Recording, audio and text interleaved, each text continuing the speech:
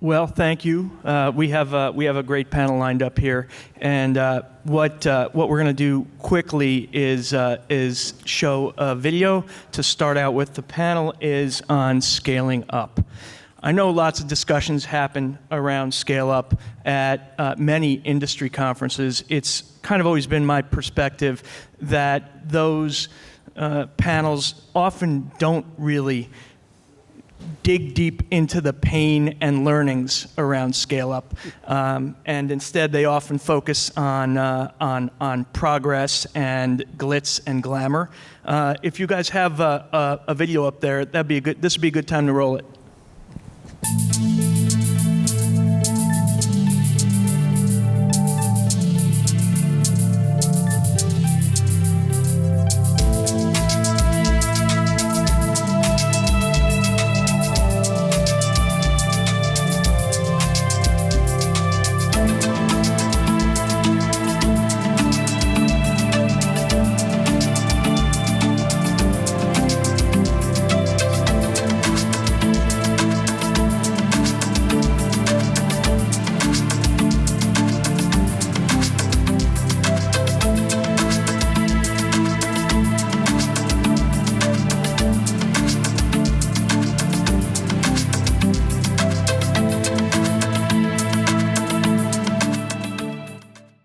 So you remember when I mentioned the glitz and the glamour a couple minutes ago? Well, I'm guessing, I see Janice in the audience. So Janice and I worked together a long time ago when we were both doing strain development and then ultimately building that facility that you just saw. And as she pointed out, or as was pointed out for her, that facility is now, in 2024, one of the largest producers of non-fish-based DHA in the world. That facility broke ground more than a decade ago, and the highlight here, the main point here, is that although that looks like a wonderful video that is the fruit of an amazing amount of work, the number of mistakes and the amount of pain and the length of time, and it involved everything from capital formation and not necessarily the best sources of capital formation to partnering to utilities to you name it. If there was something that could have been difficult, it was difficult. And so it's not intended to be an answer so much as to be an opening into a story around scale up. We have an amazing panel here, very, very lucky to have them. And what I'm hoping is that we can get a real candid conversation on scale up that is not only truthful, but hopefully helpful to other entrepreneurs and people in the room who are responsible for scale up, because it's absolutely critical to get this done. I'm currently, I'm a serial entrepreneur. I co-founded and was the CEO of Solazyme. Currently, I run Thrive Algae Oils, which is a piece of consumer oils that we bought back that has a broad set of applications, as well as a couple other companies.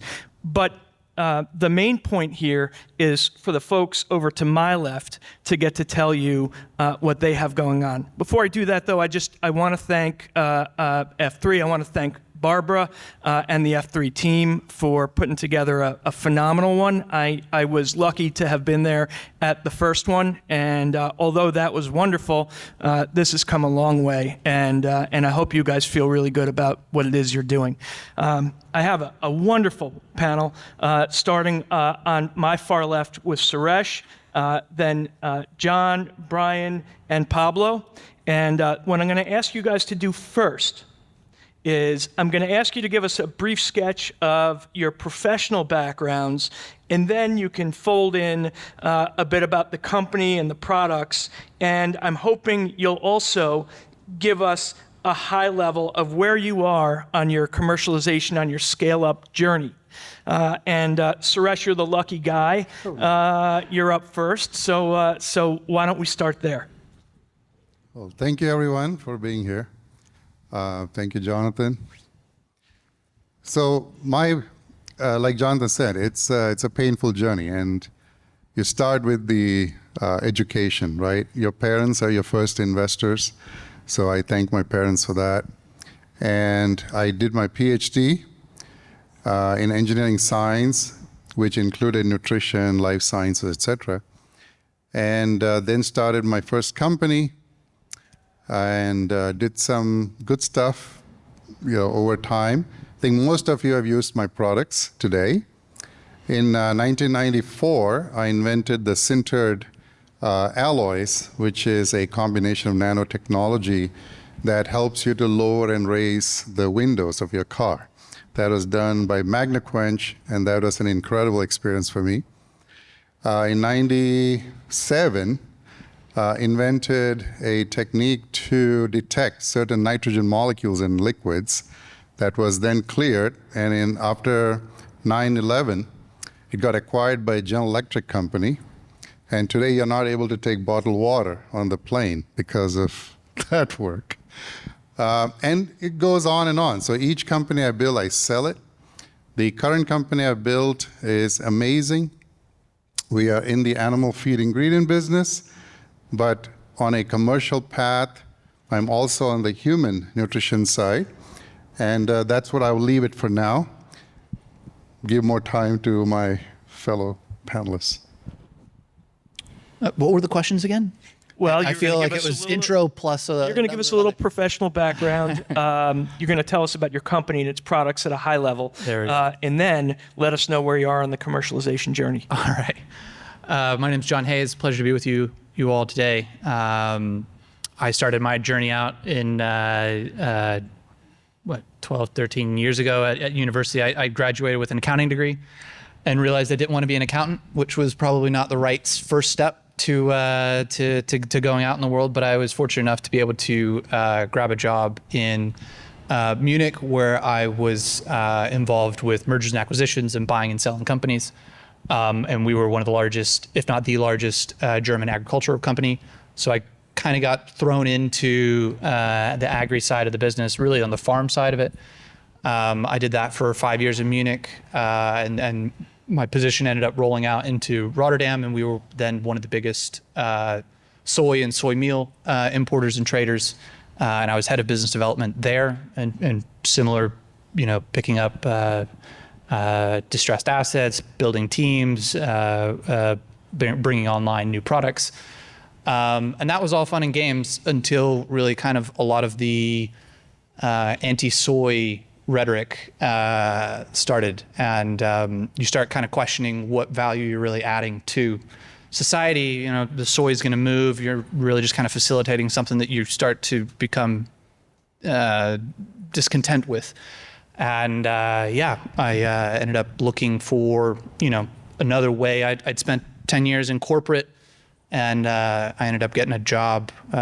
Tried to buy the company originally, but fortunately they turned me down, and I ended up being able to get a VP of commercial at Deep Branch. So we are doing single cell protein. It's been talked a lot about here. I'm not really going to go into all the great attributes of it. Ours is based off of CO2 and hydrogen. So we get to deal front and center with the energy transition, because that's a big component with us. The company itself was founded in 2018, 2019 by 3 guys out of Nottingham. Pretty good connections in with the universities and a number of partnerships that have formed, and we've been very fortunate with a lot of the partnerships that we've got on board. We've had a bit of troubles nonetheless in our journey through scale, and right now we are in the throes of commissioning our pilot facility, which will allow us to do a lot more research and development in application testing. It'll also allow us to understand more the dynamics of the bioreactor. Obviously, if you're working with gas fermentation, it's a totally different reactor design to a lot of other fermentation vessels. Did I answer all the?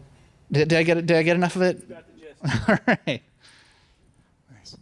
All right, thank you, John. My name is Brian Siddons. I'm from BASF, and I am a recovering legal professional. So about 5 years ago, I moved out of the legal department and into the business side. supporting the animal feed and nutrition on licensing and IP strategy. And then just recently, I started out with the BASF bioservices business, which I'll tell you a little bit about later. So I worked in the legal department for about 12, 15 years at BASF, started out as a smaller company that then was acquired by BASF about 10 years ago. And prior to that, I worked in a law firm for about 4 years and have a background in biology. So I've seen everything from litigations to mergers, acquisitions, divestitures, into the research side, in-house, and watching commercial products go from discovery all the way through the pipeline up into the marketplace, which is really an amazing journey. So that's kind of my background. And in terms of BASF Bioservices, so we've been developing and commercializing biotechnology products, proteins, and enzymes for more than 30 years at large scale, so 190,000 liters. And we've done this in animal feed, we've done this for detergents, we've done this for bioethanol. So we've got a lot of experience and a lot of capabilities in terms of that entire pipeline. So historically, we've done this only for internal businesses, and now we are opening up these capabilities to the external world as well, just within this last year or so. So it's a very exciting time. I feel like a startup in a big giant corporation, so it's a little bit of the best of the both worlds. So yeah, and then BASF also has this animal nutrition and feed ingredients business, which provides a lot of ingredients and additives for this industry. We also may be of interest, we have a BASF venture group, which supports companies in the seed stage to Series B in businesses that are related to BASF, so agricultural products, feed products. And then one last thing I'd like to mention is we also have a Chemovator, which is our incubator, and this is for early stage company startups and pre-seed companies. So if you guys are ever interested in any of those things, please reach out. Thank you. So my name is Pablo Berner. I work for Nuseed. I am an aquaculture engineer with a master's degree at the Norwegian Agriculture University. That was many years ago. After my days in Norway, I come back to Chile, which I live, and I built a salmon farming company, which I was sold the company after many years of production and hard work. It's part of the salmon farming globalization. We sell the company. And then I became the commercial lead for a pharmaceutical company in Chile, always involved in salmon farming and fish health. After 5 years in that work, I met Benita Berner from Nuseed, and I became the aquaculture business lead for our company. We are working with omega-3 canola oil, which is produced here in the US. We grow our crop in North Dakota, Montana, and we partner with ADM to crush the grain and produce the oil. And we are mainly serving Chilean businesses, Chilean fish feed companies and vertically integrated companies, also the Canadian salmon farming industry. And hopefully, soon, we will provide Norway. We already got an approval in Norway, so we are working hard to get our step over there. It's a huge market over there, and big industry needs new novel ingredients. So this is what we do, open to work. Well, it's been a long time coming, and certainly it's a good example when we get to some of the challenges of how large-scale agriculture and infrastructure fit in. I'm going to come back to Suresh here for a minute, and he's shaking his head. We got a nice list of companies and technologies that he's founded as clearly a successful serial entrepreneur, and I would guess that as a repeat founder who's at it again, he's been through some trials and tribulations as it relates to scaling up commercializing technologies.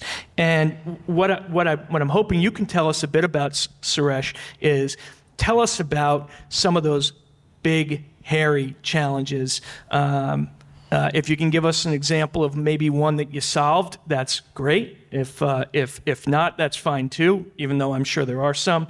And if you can throw in a mistake, that would be wonderful. I think we'd all love to hear about that. I'm only allowed one, I guess. Well, everything you do in scale-up has catch-22. You have to get something else done before you can get success on the one you're working on. That is the biggest problem. So I met, my biggest challenge starting out was I was trying to build a pilot plant in San Diego. Gorgeous place. And who would think about building, these huge tanks and reactors in the middle of a city that's supposed to be a tourist spot? And it so happened that the place I picked was in the flight path of Top Gun. And it was a huge meeting with Marine Corps and the fire marshal and everybody under the sun. So why are you building it here? I put up the first tank already. And so all kind of conversations ensued. And the main problem was, what if a plane flying over San Diego actually falls into my pilot plant, which had 4 tanks, and it was filled with water, by the way. That's all I had done in construction. And I was yet to build my bioreactors and everything else.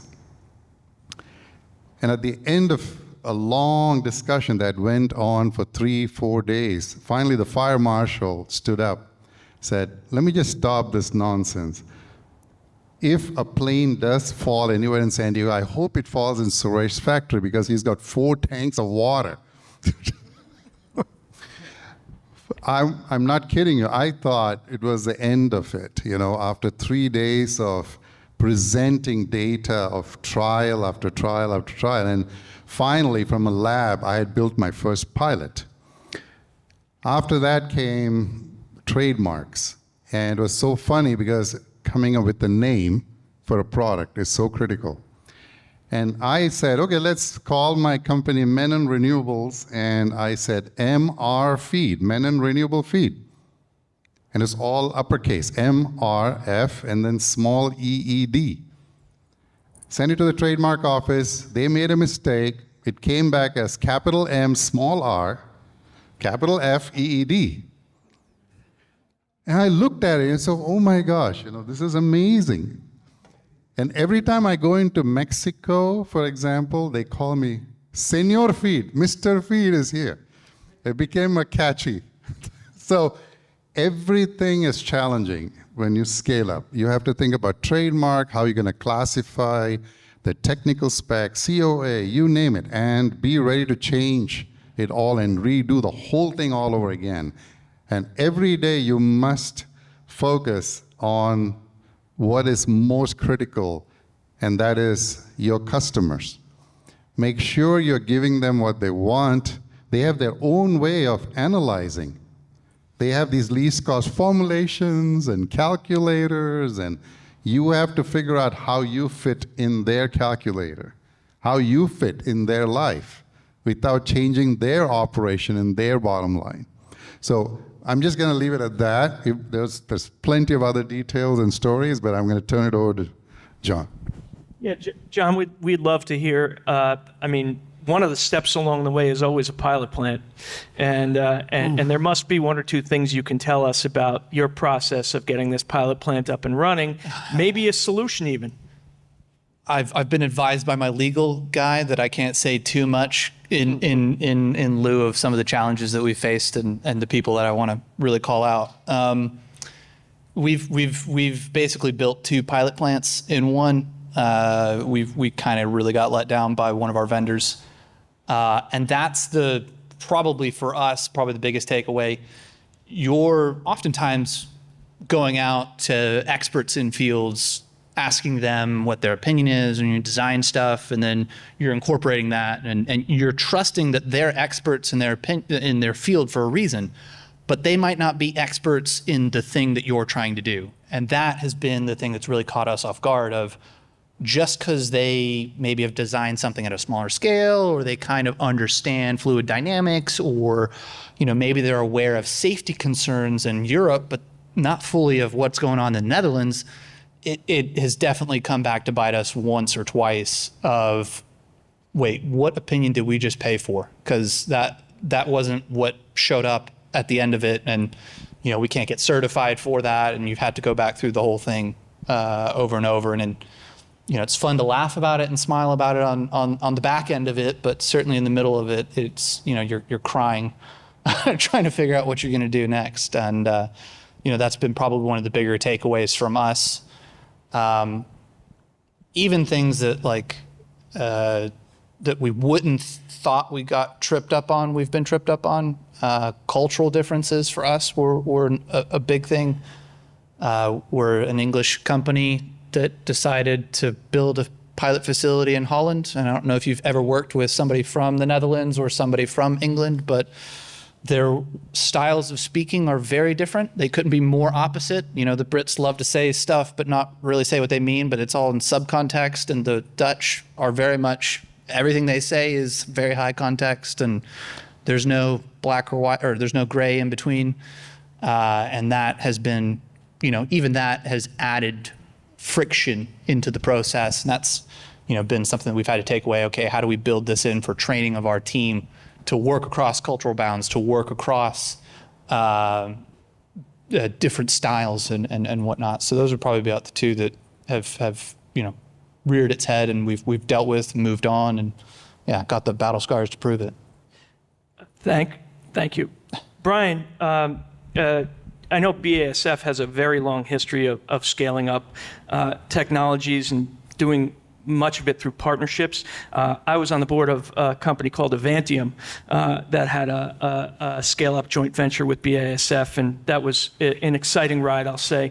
And I'm curious, with the services business that you guys are building, it has the potential to really help a lot of early stage companies kind of make it through. I'm wondering what you guys are going to bring to this offering that might actually, deliver the goods to help companies, get there, get scaled up, and start selling commercially. Yeah, thank you. So, these two gentlemen have hit on a couple of the points already, which is there's so many different factors required to scale up, from the trademarks to the quality to the regulatory in the specific industry, in the specific country for the specific product. And it's really that knowledge that BASF can kind of help bring to the table for this industrial production of proteins. And the way that we see ourselves fitting in is again, really applying these capabilities to others and sharing this knowledge and expertise with others. So you don't have to make the same mistakes that we made going through these things.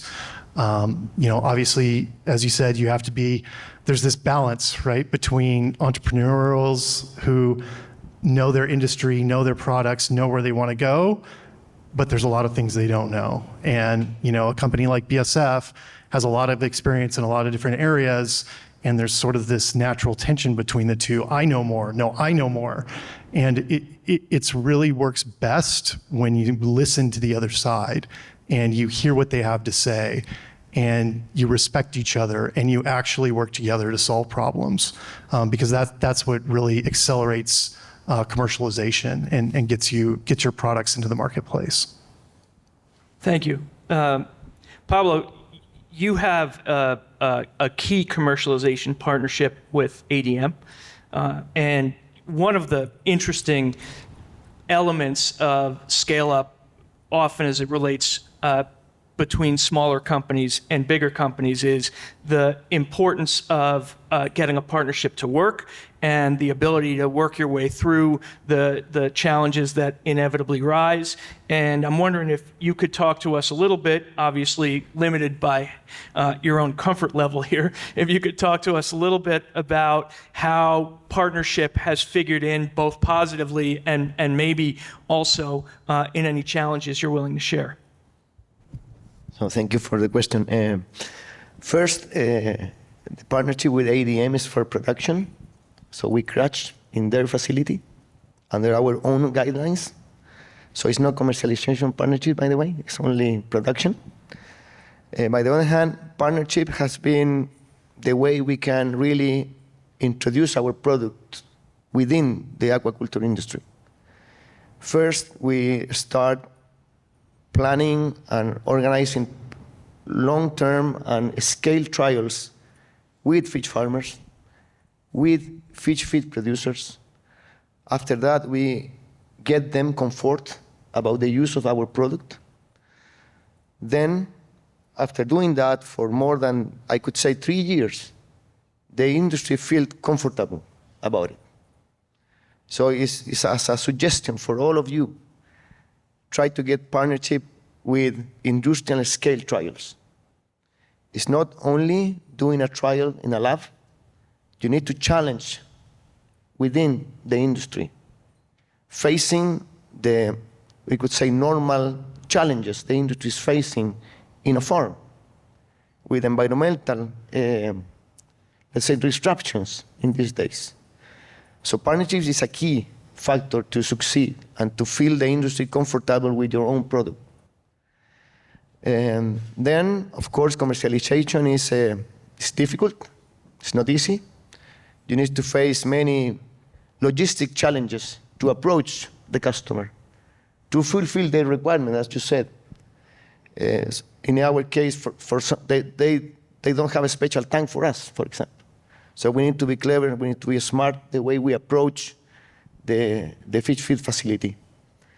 There's many different difficulties, but it's very constructive if we work together with the clients as a partner. I don't know if I answered the question. Oh, I think you did. I think you did very well. Thank you. I appreciate it. Suresh, I'm going to come back. I'm going to come back to you, and you know, I do want to ask you about partnerships. But even before that, I'd like to talk a little bit about capital formation as it relates to scale up, as it relates to CapEx and manufacturing facilities. This is often one of the critical elements. Where does the money come from? What are the, are there a set of shared goals with the money? Do entrepreneurs understand, and this is one I'll throw out there as a learning that it's something that you sometimes have to spell out for people. Do entrepreneurs that you come along, that you meet along the way, do they understand the critical importance of return on invested capital? It's not just your COGS, but your return on invested capital, and there's a whole host of elements that kind of fall off of capital formation as it relates to scale up, and I'm hoping maybe you can give us some insight into how you've managed this process in any of your companies, frankly, certainly Menon, to the extent that you want to talk about it. Wow, that's a great question. Let me just think for a second. So before I got married, pretty much all the companies I built and sold were either a licensing deal or, you know, some quick turnaround. That's what I liked. You know, I would spend 3 years on it and I'm done. For this one, credit goes to my wife. She's an amazing woman. I hope all of you had a good Mother's Day this weekend. My wife is amazing, you know, and she is very forgiving. Without her, I don't think we could have done what I did. I finished the pilot. I had sent out samples. In fact, some of the first samples went to Dr. Rick Barrows, who presented materials, the paper earlier. And it was good. I tested it small scale, went to credible labs. This is what it takes. You have to test and test and test, and then you're convinced. But if you can convince your wife, believe me, you're in a good place. And the return on investment is how quick I can get things back, right? So my wife challenged me and said, show me how serious you are. And I said, well, I need X million dollars to put up a commercial size plant based on the design of my pilot. And it will take credit facility, let's put a little bit of our money up front and get some investment, etc. And I went to the bank. I went to Wells Fargo, actually, of all the banks. And they loved my cash position and so on, but they said, no, I got to have some collateral, Suresh. And so my wife, like I said, she agreed to pledge our house. San Diego house, beautiful house. No one does this, by the way. And she's so brave.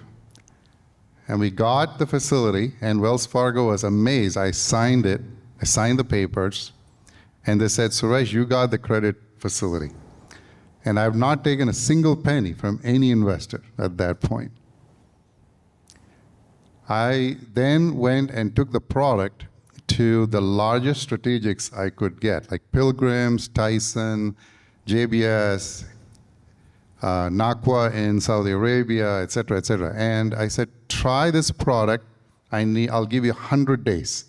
The results that came back was phenomenal. And the first adopter, the major adopter, was Tyson. Today, we are supporting 226 million birds at Tyson out of 2 billion. 25 trucks a week is what goes out. And that's just one customer. And that's in the animal feed business. We were able to get our house back in 2 years. And my wife was very happy. So since then, I've never looked back. I then went to a private equity. I shopped around. And you have to be very careful, by the way. If you shop, be careful who you go to, because you don't want to expose yourself to too many investors. And you have to be very careful on terms. So my strategy was to go to Tyson and get a 10 days payout, and my vendors would be 45 days. So I had plenty of time to get paid, pay the vendors, I'm off and running. So this financial balance is critical. This was the main reason why we succeeded in then transitioning the product and others, and I'll tell you later about the human side. But the animal feed side margins are less than 10% on a good day. So you have to really be careful not to make any mistakes on logistics, delivery times, nothing. It's like zero. You cannot make any mistakes. If you tell a customer you're going to deliver a truck on a certain day at a certain time, you better show up. It doesn't matter whether it's snowing, whatever weather conditions there are. Otherwise, you just tell them, no, I can't. But the day you say you can't, their silos get filled by something else. They will replace you in a heartbeat. So managing inventory is critical. So what I have done is I put up 4 facilities around the world that are very close to the strategics. So one of them is right next to Tyson in Arkansas. I got an opportunity to lease that facility and co-pack over there. That's an example. So these are some of the lessons of scaling up: financial, commitment, delivery on time. Yes, innovation is awesome, but if you don't deliver, all of that is waste. Sorry for my long answer. I'll tell you that, we all have heard the famous, Fred Smith go to Las Vegas story when FedEx was when he was on his final dollar with FedEx. But you're leveraging your house into your first plant is I have never heard a story like that. And your wife, you're right, what a champ. And I'll say I'm thrilled to hear how it turned out. You also mentioned something else there. You kind of buried it, but it's something else I think which is important and critical. You talked about working capital cycles once you're actually up and running. And I think the fact that you were able to match timelines on a 10-day payable, on a 10-day receivable, and a 45-day payable. I don't know, people don't really appreciate the working capital elements of this until they're running a business like you are. So thank you for that. And, John, I think you have an opportunity, given your background really coming in this from a finance side and from understanding M&A, to tell us a little bit about capital formation as well. It can certainly be from your current experience, but I think any of these experiences that you've had as they relate to scale up, and anything maybe that the audience here might be able to take away as a positive would be great.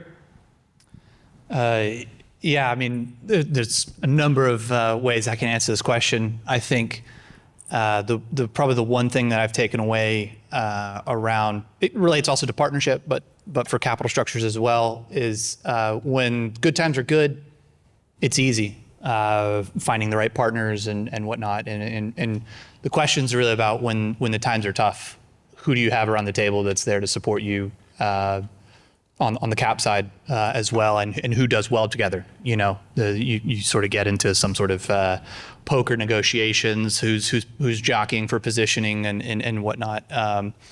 That's for us been kind of a learning curve and a takeaway. We've been very fortunate with our partners and whatnot, but yeah, you could easily see it come through. And then also the other side of it is your cap structure your cap table can actually affect commercialization. There's been a few times where we've gone out and had chats with different commercial partners, and they've looked at us and they've gone, cool, you've got some strategics on board. It's great that you've got the ability to get deeper pockets, but we're looking at them as a potential competitor in some other field that we're looking for. So actually, we would rather not go down a development path with you. So it does sometimes limit opportunities with respect to commercialization. And fortunately, it's been few and far between, but those angles can rear their heads in unforeseen ways. Brian, you mentioned a few minutes ago, you mentioned some of what this new business at BASF does. You didn't mention why you wanted to be part of it. And I think that story of why you wanted to be part of it might help the folks out in the audience understand a little bit about what you think BASF can really do as a partner to companies on this scaling journey. Because I think everybody understands that this scaling journey is exciting is one word, difficult is another. It's a lot of things. It's also, when it works, absolutely phenomenal and a big rush. So maybe tell us why you wanted to be part of it and what you think at its heart you're going to be able to bring to the much smaller and younger companies that you're going to be working with, or maybe are already. Yeah, thank you. So I mean, if we think about the whole product life cycle, product development life cycle, and commercialization, BASF has really developed this over years. So we have large metagenomic libraries where we can look in and do product discovery. We've done protein engineering using both wet lab and now digital techniques. We've done strain engineering with a handful of commercially relevant, proven, regulatory approved industrial strains. And these are all very important words because lots of people look at different strains and they find one, they say, oh, we're gonna scale this up. And then they get to the regulatory phase and realize no one's ever touched it before. The regulators hate it. They have tons of questions. It takes forever, and it just bogs the whole process down. We've learned that the hard way, and so we've really refined the strains that we have, and we consistently use them over and over and over to accelerate that regulatory process.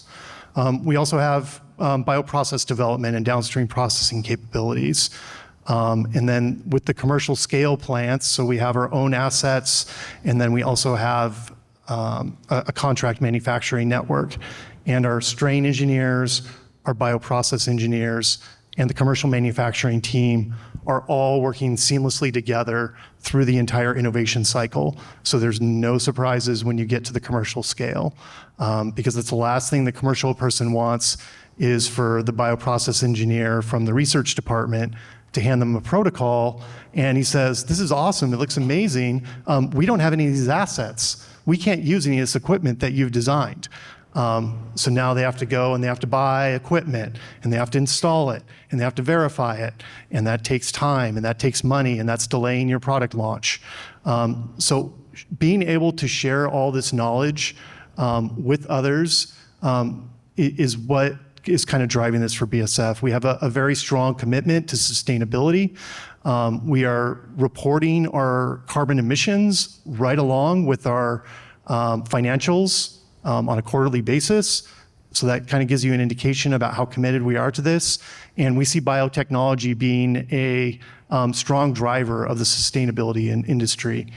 And we can't do everything. We can do a lot, but we know there's a lot of others out there who have great ideas, and we want to help get those ideas to the marketplace. So, Pablo, you're an entrepreneur as well as a guy who's working hard on commercialization of new technologies in a somewhat bigger company now. I'm wondering if there are a couple of lessons that you might share with the audience about your experiences over these many years. It can certainly be from Nuseed, but it can be from the aquaculture work you did before. This is clearly an audience who can learn something from somebody who's actually been on the use case side of this. But anything you want to share with us as it relates to scale up and commercialization, I think would be valuable. Perseverance, resilience. When the cash flow is when you have a lack of cash flow, you need to keep fighting. Do the good fight. I think today we all share a mission here, which is make the aquaculture industry more sustainable. We know that the lack of, let's say, or limited production of marine ingredients is a key. It's a case that maybe some companies don't realize, but the public sentiment about aquaculture did realize. So I think we need to work together in order to solve, in order to approve these new technologies. I think resilient and perseverance is my key word. I remember when I was when I owned this fish farm, and we got this huge problem with an outbreak of disease in Chile. We almost lost everything, you know. But working hard, being honest, then we managed to rebuild the company again. So, what can I say? You said it. You said it. I think we all heard it. You talked about resilience and perseverance, which, you know, for any of us who have kids is something I think we're constantly trying to drill into them, is that, you know, that failure is your friend if you learn from it, and refusing to try again is about the worst thing that you can do. So, Suresh, your story in many levels is I think a pretty hopeful one. And I know that I started this with you know, kind of a little bit of a Debbie Downer on scale up, but I mean, look, the things we use every day in our lives have all been scaled up. Any physical something has been scaled up. So clearly, you can get there. And so I think it would be interesting if you can give us. We're running out of time, and I want to give everybody a chance to kind of have a last comment. But Suresh, I think anything that's both hopeful but real that you could share, either as advice or just as a personal anecdote, I think would be very valuable from my perspective. Okay, so to answer that, every ingredient that we make for the Indonesian market, for example, someone had mentioned palm waste before. We use some of those waste locally and produce ingredients, and that shrimp makes its way to Walmart, which you can find today. It will say made in Indonesia. The fish grown in Costa Rica, the roast snapper, Dr. Barrows was a formulator for that. You can get it in Costco. Chickens with the label that says no antibiotics, those are the ones that we help create. That's at Walmart. And so what I'm getting at is, because we tried this product over millions of animals, whether it's shrimp, salmon, snapper, chickens, piglets, you get a certain level of confidence that your product is actually safe to use. And if you can get to larger and larger animals, the data that comes back on toxicity, necropsy, everything, leads you to believe that maybe this could be eaten by humans. I had so much data that I could go to regulatory agencies and say, look, here's all the data, and they made me go through a rodent trial and then human trial. And because all those other things were happening with Walmart and Costco and Amazon, I finally figured out how to package it for humans into pills that's now on Amazon and Walmart. In the last 1 month, we have sold so many of these. It's amazing. So this is really, whatever challenges you're going through right now, the light will click for something so valuable. So even though you may be making margins less than 10%, like I was on the animal ingredient side, believe me, the true value of your work will come to light, but you have to be at it and at it every day. I'd just echo that. It's a lot of stuff is going to come at you that's very unpredictable. You really can't foresee it. You just got to roll with the punches and make the best of the situation. And I think if you've got the belief in the product, in the end market, then keep going. I think if you lose that vision, if you lose that feeling, then yeah, you've kind of lost your way. But if you still see it at the end of it, you can really go through a lot of dark times. Yeah, I think maybe, this seems obvious, but it's all about the relationships, right? This is about partnerships. You're going to have partners. You're going to have investors. You're going to be working with researchers. You're going to be working with government agencies. You're going to be working with each other. You're going to be working against each other. So it's all about maintaining that professionalism, maintaining those relationships, and really kind of working together to help each other to get these products out. And share the same ideas of Brian. We are trying to work together with the industry, not ourselves in front of the industry, but within. Today we have just a small comment again. We have a big challenge in Norway. The Norwegian industry is working mainly with Europe. So the main consumers of Norwegian salmon is the European countries. And they don't like GMO ingredients. And also animal byproducts, for example. So now, as Vidar said in the morning, the industry is changing, the industry is moving ahead. They recognize the need. So now there is a round table where we were invited as the first biotech ingredient approved in Norway. We are invited from these organizations, which is retailers and NGOs, in France, working with new alternatives to make salmon feed more sustainable for the future.